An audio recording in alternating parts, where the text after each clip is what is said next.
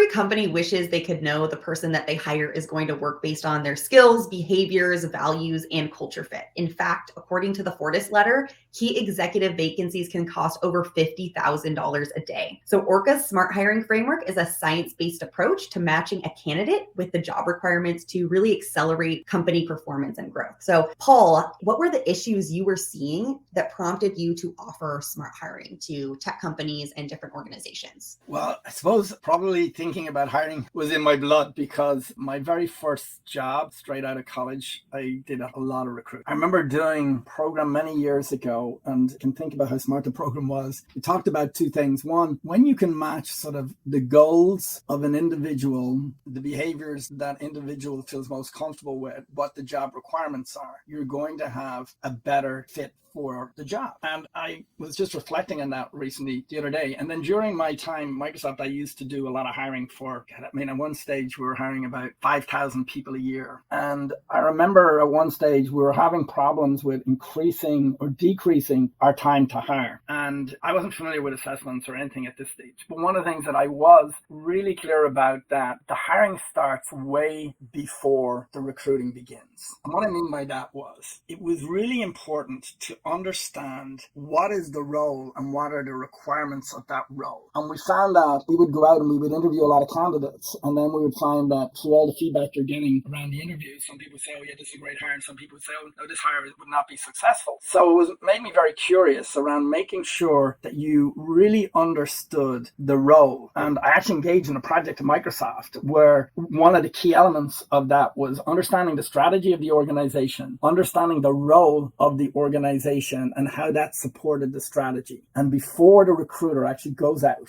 and starts the interview process or starts the recruiting process, not even the interview process, the recruiting process it's really need to be clear on what the role is, how it aligns to the strategy, and are the key stakeholders aligned on that position. So I've always had that sort of at the back of my mind. When I started my own business and I had been working with TTI and realized they had these great science-based instruments that would allow you to assess things like behaviors, motivators, competencies, and skill sets, and that they had created a platform that would allow me to create what I would call a job profile or a job assessment for that particular role. Then I realized, wow, now I have the understanding of what the challenge is, but now I have sort of tools and frameworks that I can apply to that challenge. And anecdotally, you talk to so many organizations and they have many people who come into that role, and within a few months, they're either being managed out of that organization, or they're not being successful in that role, or they're really struggling in the role. I think based on both my long experience in hiring and also what I think organizations are still having challenges with,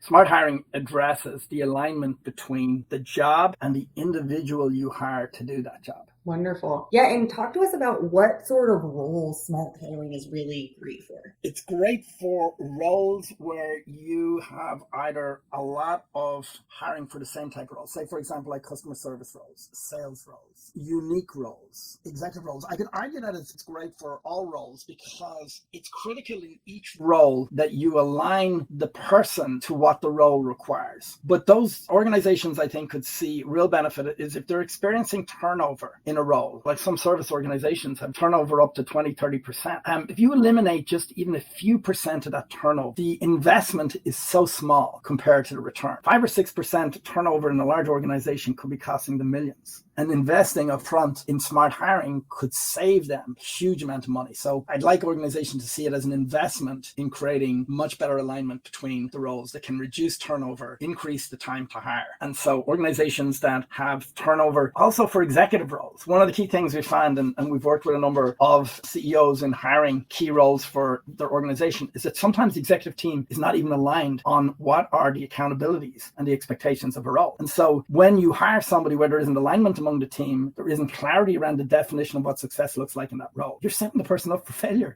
if you hire somebody into that role. Because the CEO might have one expectation, the CFO might have another expectation, the COO might think that it's a different role. So one, even getting alignment around hiring the person can sometimes be challenging, but then if the person is brought in and the expectations still remain different for those particular roles, the person will probably be gone within the first 6 months. Yeah. That's very costly at an executive level. Definitely. cost hundreds and hundreds of thousands just in the first 6 months. Wow. Yeah, definitely. Well, for people who aren't familiar with smart hiring, could you walk us through a little bit of the process of smart hiring? And I will pull this up so we Yeah, can. sure. Yeah. So there's kind of 5 aspects involved in smart hiring. So as I said, we think about hiring before the interviewing or the recruiting begins. So the first part is creating what we call is an aggregate job profile. What I mean by that is understanding, why does the job exist? We have this term, if the job could talk, what would it ask for? Understanding, why does the job exist? What are the success measures and metrics of that role? What are the priorities of the different responsibilities? How much time is an individual going to spend around those key responsibilities? And then having the key stakeholders align and agree this is an accurate description of both the role, what the role needs for success. And this is before you ever think about a person for the role. We are really getting clarity around the job and the job requirements. So that's number 1. And we call that the job profile. The second step we call the job assessment. And this is where we take the sort of the more science-based approach. So we take these very validated instruments that are both EEC compliant so that they can be used in the hiring process. Not all instruments are, but these ones are. And we look at what are the behaviors the job requires. So again, we're talking about if the job could talk, what does it need? We're asking, what behaviors does the job need?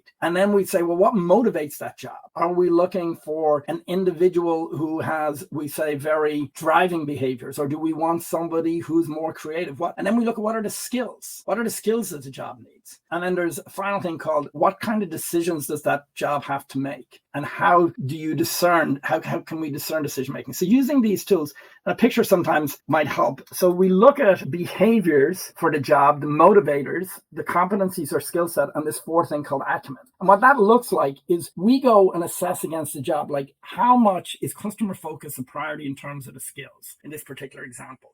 Planning and organization, goal orienting. What are the key skills that this job requires? And then we can actually assign a metric to them. And this is so we're setting up what we call our job assessment. Then we look at, okay, primary driving forces. What are the driving forces for this job? Do we want somebody who's very resourceful? Do we need somebody who's collaborative?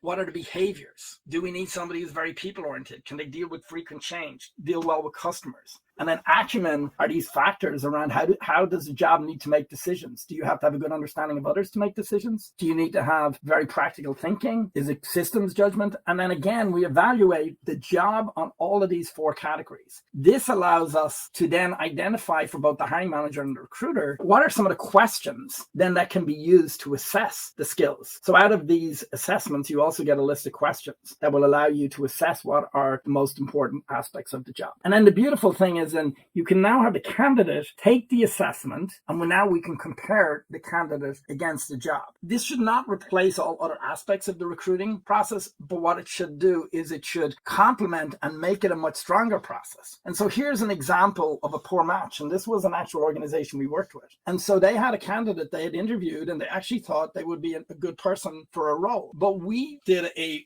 job profile on a project manager, what the role required, and we found that when we then did the job assessment against the project manager role and compared the candidate, there were some major gaps that if they had hired this individual, even though they were a really nice person, they were very motivated to work, they probably would have done some aspects of the job, but we would not have been setting them up for success in the role. So probably a good hire maybe for the organization, but not a good hire for that job. Then on the other hand, we had another role that we worked with, and we were able to see that there was a much better match between the individual that they were going to hire for the job and what the job requires. So these tools give a very sort of visual view of being able to compare the candidate with the job. And then if you've got multiple candidates, we can now sort of say, okay, we've got all of these different candidates. How do they align? And then which of these are going to be most important?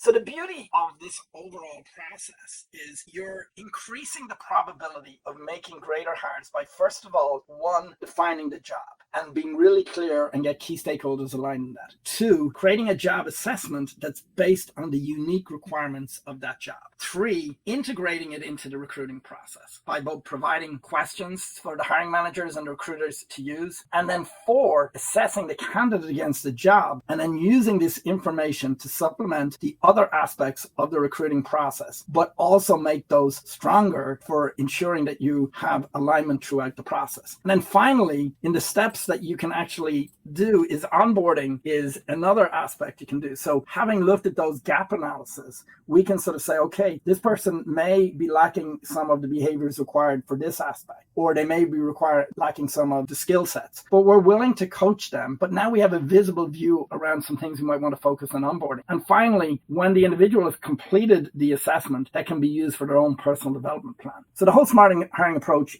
starts way before the interviews or the recruiting begins and finishes right through in once the person is hired, and focusing on the development of the individual. And by doing this is going to increase engagement. It will reduce turnover. It'll reduce your overall costs of hiring, because you are going to decrease the amount of time it will take to hire. And hopefully you're going to ensure, by following all of these 5 different processes, you're going to have a much more engaged employee who's going to stay longer, or the probability of them staying longer is going to be increased. Wonderful. Yeah, sounds like such a great program to offer. But how do we know if a company is really ready for SmartHiring, or it's the right tool for them out there? One, I think in terms of readiness for SmartHiring, there's 2 things that bring readiness. One is there's a pain that they're having that they need to resolve. And that pain can show up in terms of, we have higher turnover than we should have for this particular role. Or 2, we're making decisions of hiring people who are not being set up for success in their role. And 3, that you're committed to following the different steps in the process, and you're committed to that investment up front, which is going to give you multiple returns.